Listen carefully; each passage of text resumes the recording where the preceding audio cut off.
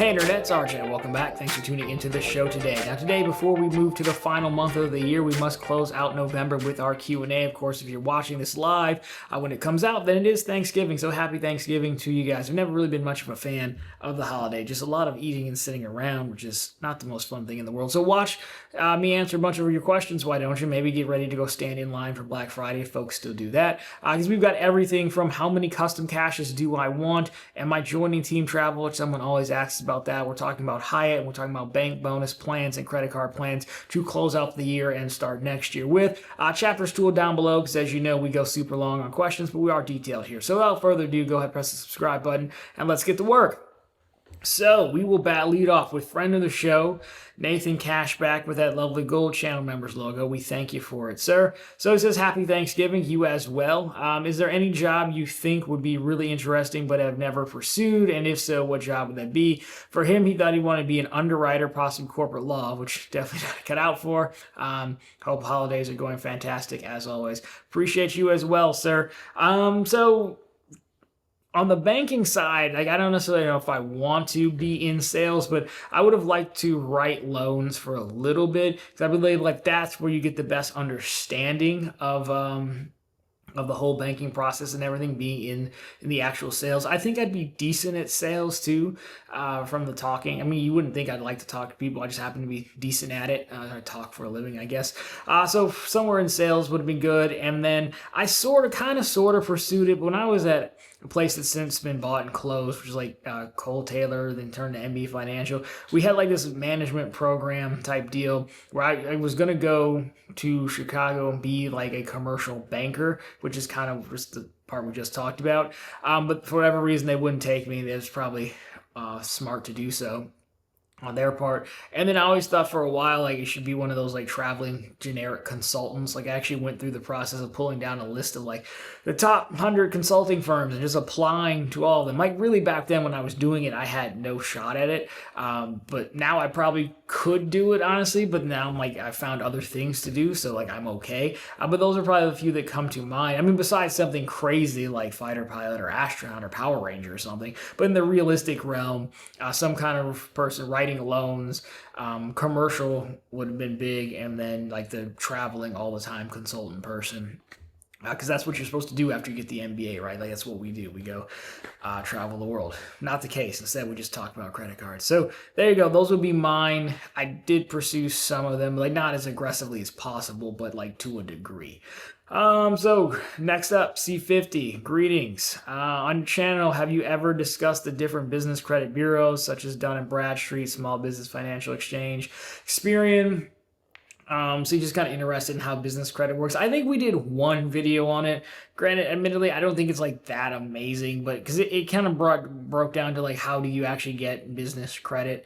I think you got to set up a profile with Dun & Bradstreet, be using a real LLC, with your EIN or real EIN number at least, things like that. So I think we do have one. If I can find it, I'll put it down below for it in the description. It's older, so I don't know how much it's held up over time. I think we looked at it once. I can put it on the list for looking into a little bit more again, because it's interesting, because most people here just using sole prop type deals to just get these cards in bank accounts, but there could still be interest in doing it legitimately, legitimate business banking, for example. So we can put it back on the list, but I think we've done it one time.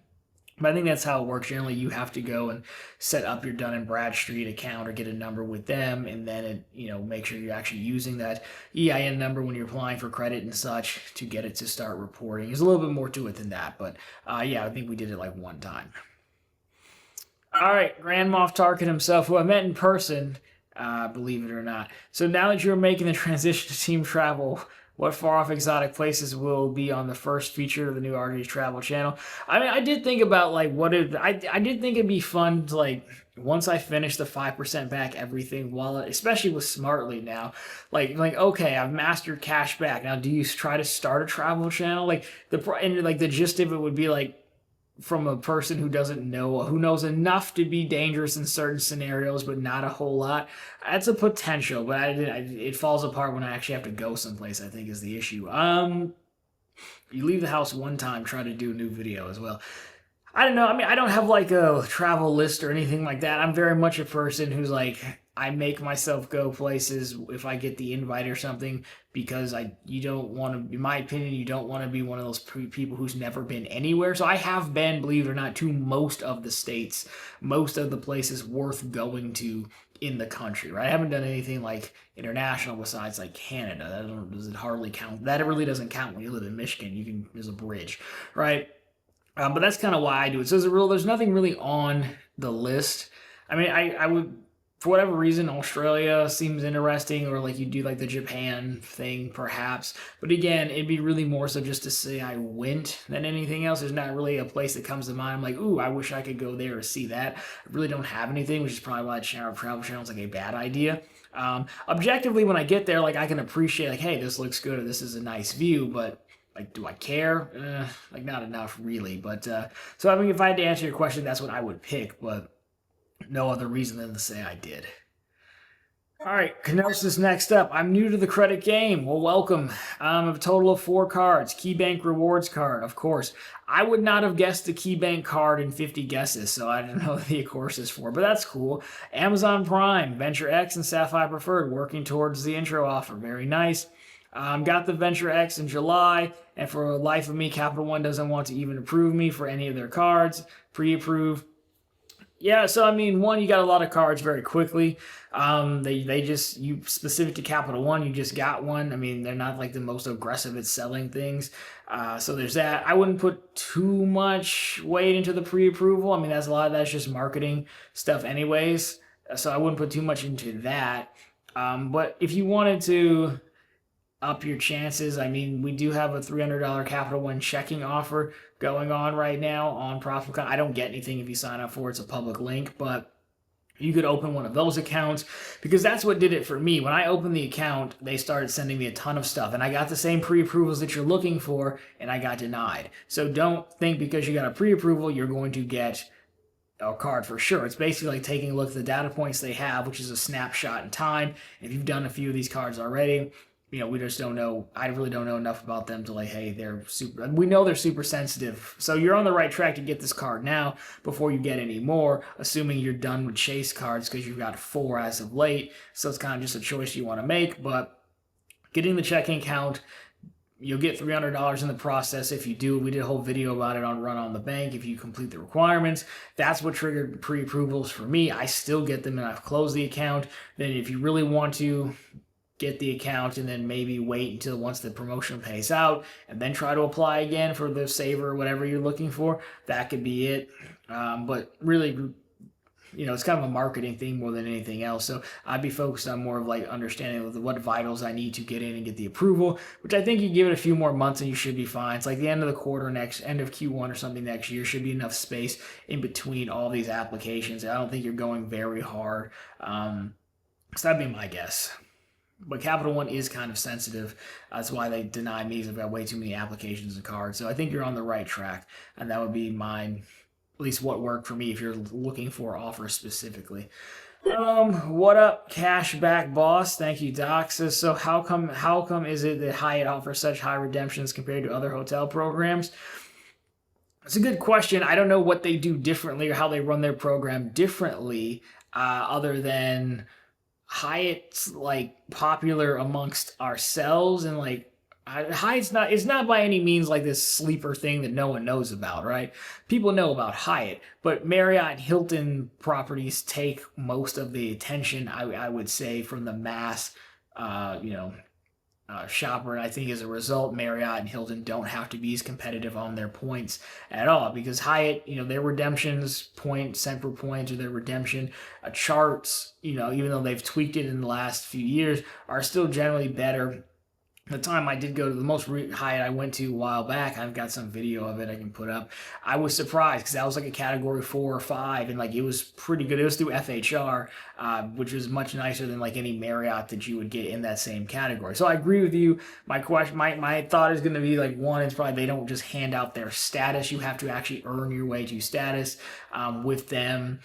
They're not as well known. So, I mean, outside of these circles, so I think a lot of that maybe lets them do better value in their rewards program. But Marriott and, Hilton definitely not the best with a zero point 0.8 cents, 0.6 cents, something like that. So that'd be my guess. But internally, I don't know what they're really doing. But, Hyatt also becomes more popular because you can earn Chase points very easily and ship them over to Hyatt, which we like doing. But I don't think that's mainstream, right? I think your mainstream ones are going to be Marriott, Hilton, maybe a little IHG as well. Even like Wyndham, I don't think is like that. It's not a sleep. I'm not saying it's nothing. It's not a sleeper brand by any means, but like it's not like the go-to spot. I've never been sent to a Hyatt. I've never been sent to a Wyndham for work, for example, ever. They've all had contracts with like Marriott or Hilton, right?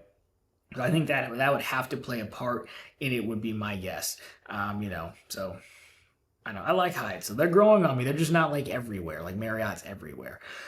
So if anyone does know, they work in the industry, let our guy know down below. It's just like my best guess. Red Sox Nation here. RJ, our Lord and Savior Donald J. Trump won the election in the second term. What would be his biggest success and biggest failure? Well, that's an interesting question. I was thinking, I do hope he has a moment of like reflection where I don't think he'll ever do it publicly, but where it's like, hey, you won the popular vote. So there are people who are saying you're my guy to make things better. And I do hope, and I do think he potentially will take that more serious this go around, because he really needs to, because that will help it be an actual legacy versus just a guy who was just screwing around in office because he wanted the job type deal. So that said, I do think he's probably got a chance to get some of that government spending in check.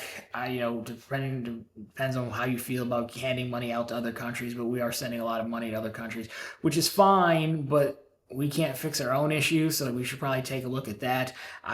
Department of Government Efficiency right now seems more of a joke than anything else, but the concept is pretty good. I think his borders art, the guy is looks legit. As far as taking it seriously and enforcing things like that. His biggest failure would be if he doesn't take it seriously as he should, right? And by that I mean, he did some good last time, depending on no matter what you think about him. But then he had some moments where like, dude, that's indefensible. Like hey, maybe we should drink bleach. I like the guy. I voted for the guy. I can't defend saying drink bleach. Like, that's not defensible, right? Like, that's just a bad take. The flip-flopping back and forth isn't a good look, right? Like, he's on record saying, electric vehicle, this, and then all of a sudden he's got Elon in there, and they've got like an electric car in their motorcade and everything. Like, that's kind of a little bit tough, but I think overall sum it up with I do think he's right on some things, but he doesn't have any tactfulness at all, which I kind of appreciate, because you know how much I hate press releases. But people would be more receptive to your ideas if you were a little more tactful as well. So that would also be a failure in my view. So he does have a chance. It's really just kind of up to him and how serious he wants to take it. And I know that's probably going to upset a lot of people, but it's kind of how I see it. Next up here, U.S. Bank versus Bank of America tiered loyalty programs. Which one prevails for credit card enthusiasts? That's a good question, because so I'm in both programs. Bank of America's cards you could argue for the customized cash card, even if you're not in the program. It's a decent enough 3% card, but really Bank of America's cards are all kind of flat to begin with. And the only reason anyone talks about them is because of preferred rewards. It makes their cards, at least I'll say most of them, somewhat competitive, 5.25. Even the travel card, it gets bumped up somewhat, right? Where U.S. Bank's cards are pretty good on their own. The Altitude Go is fairly good when people like the reserve when it's around. I think the Connect is decent. This program only affects their 2% card right now, but that 2% card at the same tier as Platinum Honors, which I meant blows, the other Bank of America's catch-all at 2.6 out of the water. So if U.S. Bank decides to apply this to the other cards in the lineup, then I think we really got something. Do I really think they're going to add 2% onto the Cash Plus card, make it 7% if you're a $100,000 person? No, probably not, but if they did something to it, they boosted it up to split the difference, make it a 6% card, make the Shoppers Cash Rewards a 7% card, still cap it because you got 100 grand with them, then yeah, US Bank would absolutely win because they have the better cards. The only thing I dislike about U.S. Bank's cards is their redemption rules, but they have the better cards than Bank of America to begin with. We just don't know how far they're going to take it. And the thing about U.S. Bank that always kind of concerns me is they're a little bit shy and reserved from the standpoint of, being aggressive. We've all long since wanted them to unite the cards under the altitude banner and let you move all the points to the reserve. They know other people do that. They've just stayed away from it, for example. And because they haven't done that, left their cards separate, they're kind of, a little bit, I'm going to say gun shy, if you will. So it's how far are they willing to go? So if I had to pick a winner, today the winner's Bank of America, but I do think more average people would be better served with US Bank and having 1 4% card. 1 4% card for everything almost makes it not worth it to do what I've done and get all these 5% cards. Now I have them, so I'll continue to use them, and it's kind of the thing of the channel. But I would say U.S. Bank has the better chance of winning because I don't think Bank of America will do anything to adjust their strategy whatsoever. So I'd give the upside. There's all upside for U.S. Bank depending on how they want to go. I think Bank of America will kind of shrug and like, yeah, but I'm the second largest bank, so whatever. So that's my take. Luke, points and miles. Uncle Luke, RJ, are you busting out the T-bars in Puerto Rico? Stay a couple of days this time. We can hang out. Man, see, the Puerto Rico thing is tough because you guys pick a far place, and it's going to be like, so he's talking about the next credit card meetup next year. They want to do it in Puerto Rico. That's an entire day of travel there and a day of travel back. It's going to take a lot more convincing and thought to get me there. We'll have to see. It'll be a game time decision. But also when we went to New Orleans, I was there for less than a day. When we were in Vegas, I was there for just over a day. So I'm really not one to stay for long periods of time anywhere. I really don't like vacations. I like a quick hit it hard and come back home, do your thing and come back. It keeps costs down. It keeps time lost. Because in vacations, you're trying to press time out, but the world isn't going to take a time out for you, so you still have to do all the things you were going to do anyways, plus go to the place. So, that's kind of my hang up on it. So, I don't know. Right now, I'm even like borderline, like, am I even going to go, honestly? Because it's kind of far, kind of a lot of money to hang out with some dudes. But if we do, of course, then we can definitely hang out, Of course, you're the star of the show. Everyone wants to talk to you, and I feel bad about taking your time when the people are there to see you because you're such a man of the people. So I just let the people who come to see, their hero, and I just kind of hang out in the back, hold your backpack, make sure you have enough water and everything. You're the star of the show, man. I know my place. Mr. Jeremy, who switched his logo to the Lions, he appreciates the show. I thank you you are an OG subscriber.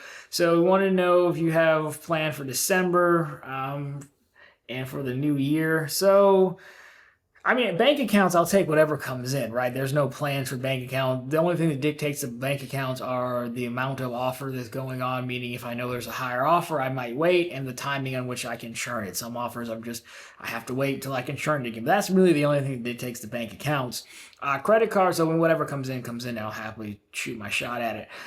The credit cards, I haven't applied for anything, I think, since like July or August, because now going into next year, I'm really close to, nothing's ever perfect because there's always new products coming out, but I'm very close to, at least in the snapshot of time, perfecting the 5% back setup. So instead of just applying for everything out of the gate, I will now have more of an approach, a hit list, if you will. So the autograph journey, I've talked about it a million times. That one's on the list. That solves a lot of things for me. Could use it if I go see Luke in Puerto Rico, man. I need a new Cash Plus because I sacrificed my Cash Plus to become the Smartly card. Probably another Discover card because you can get 2 of them, and it's 1 per year, so might as well, especially before Capital One takes over. And then probably you're talking about a City Strata card or any really City card just to make another Custom Cash card. Then after that, there's some like, hey, Signify will be good for the intro offer, things like that. But those are the cards on my hit list where I think if I got those, I have most all 5% cards you can get within reason, not counting like the Elan carbon copies and stuff like that. Then I don't really know what else I would add to the list, and then we'll go back to like just intro offer hunting. But because I don't churn that many cards, because many of them turn into be keeper cards, there's not really that many cards to churn either. So you're back to like the random banks, So I've been abstaining, if you will. Like, I'm with BMO now for a checking offer, but I'm not going to apply for their card. So I guess those are my goals for next year. Can I line these up, opening checking accounts, getting the credit cards corresponding with them, improve my vitals, finish out the wallet, and then, go back to just signing up for everything. That's my plan. Random Mac account. Where's the Red Sox guy? He chimed in earlier. He's probably got everyone riled up and going to be mad at me because I answer every single question. But he's either infamous or famous, depending on how you look at it.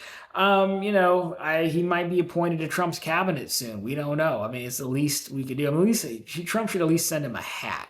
I would hope he gets a hat. Hopefully the black and gold one. Because even if you don't like the guy, the black and gold hat was pretty sick. All right. So we found Red Sox guy. We're good. Thank you for checking on him. D Green. I'm planning to apply for a few Chase credit cards next year. And I heard having a relationship with them helps improve odds. I was looking at opening a checking savings, but their interest rates are terrible. Is it worth it? So for Chase, you could probably get your first card or two without having a deposit account with them. I think that'd be fine. What you hear a lot of is if you go into branch and you open up an account, the banker is very likely to try to sell you a credit card on the spot because there's a screen at the end of it that shows the banker a bunch of credit cards and tries to get you to sell you one because a bank branch is a sales floor. We just don't think of it that way, but they're selling products, and they're products you want to be sold because they're profitable products. So that's the most context that having a deposit relationship with. Now, I have also seen recently denial letters from other banks like Wells Fargo and even Chase. It says like not enough time with our deposit products or something like that, no relationship balance. So it does come up. The problems, I can't really pinpoint when and how they decide who does and doesn't have a relationship balance and who needs one is kind of the thing. I don't know. I've seen it come up with business accounts, but not on personal. So I don't know. So here's what I would say. The easiest way to do this would be to go to profitablecontent.com. Always link down below for you. I get nothing for this. This is not a referral link, so you do it, don't do it, whatever you want. There's a Chase offer for $900 to open a checking and a savings account. Now, the savings account does require $15,000 to be on deposit for 2 months, maybe something like that. But if you do the checking, the savings, all in, you get $900. So you could print out a promo code, take that into the branch and say, hey, I want to open this account.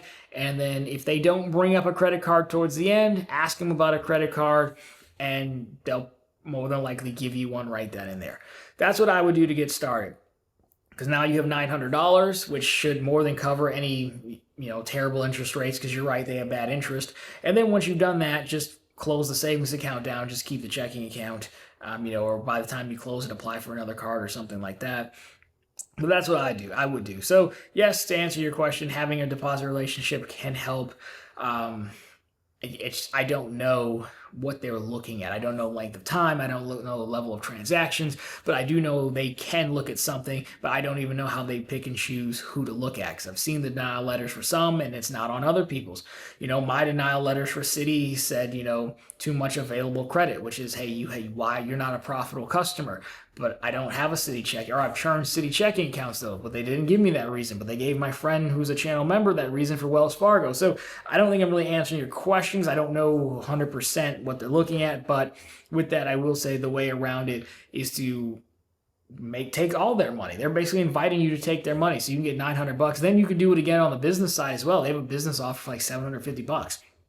We've got blog posts and videos for all of these as well. So I would say just stack the offers. If they want to do that to you and they want to offer terrible interest rates, well, just take more of their money. Because for 2 months, you wouldn't make $900 in any interest rate account, for $15,000. So that's how I would do it. That's how I currently do it. We've got a whole channel and website dedicated to it. So let me know, but that's how I would approach it. Let's refresh here.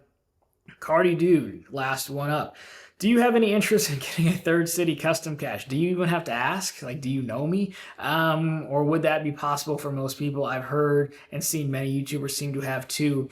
I do have two. I applied for one outright, and then I product changed my double cash to my second one. Yes, the only reason I want city custom cash or city cards is to product change them to more custom caches. I don't see why they would stop it. If it's an annual fee card like the Strata, they'd probably just say wait 1 year, and then you can phone in and change it.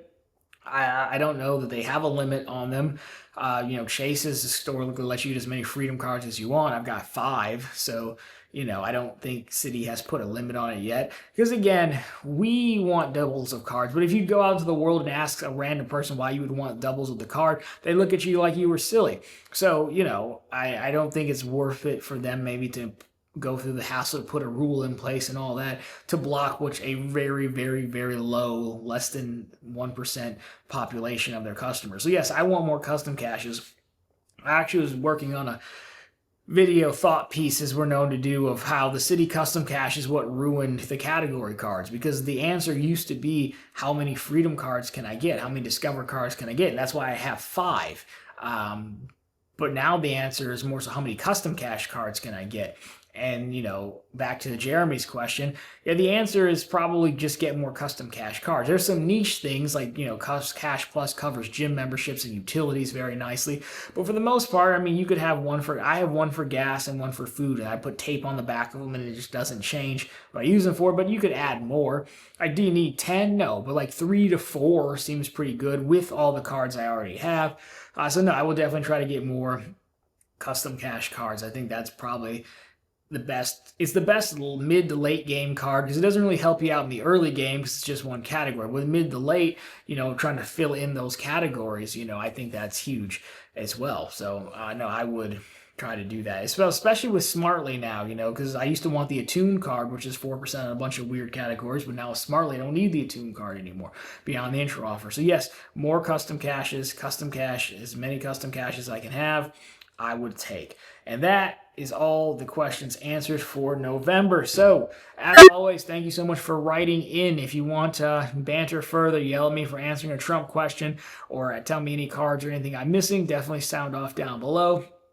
I will take all discussion and hate mail. Loving hate mail is all fan mail in the end, right? But of course, happy Thanksgiving to you all. Enjoy your Black Friday sales. Hopefully you've got some sales and some earnings planned. If you like this one, drop me a thumbs up down below. If you find it particularly interesting, consider subscribing to the channel. So we're posting content just like this every single week. Of course, we're right back here every Sunday with all the news you can use in the week that was in credit and finance. And of course, every single day over on ProfitfulContent.com, which is the channel's blog. Always linked down below for you and on the channel homepage. Anyways, that'll do it for this one. As always, thank you so much for watching. I'll talk to you very soon next week.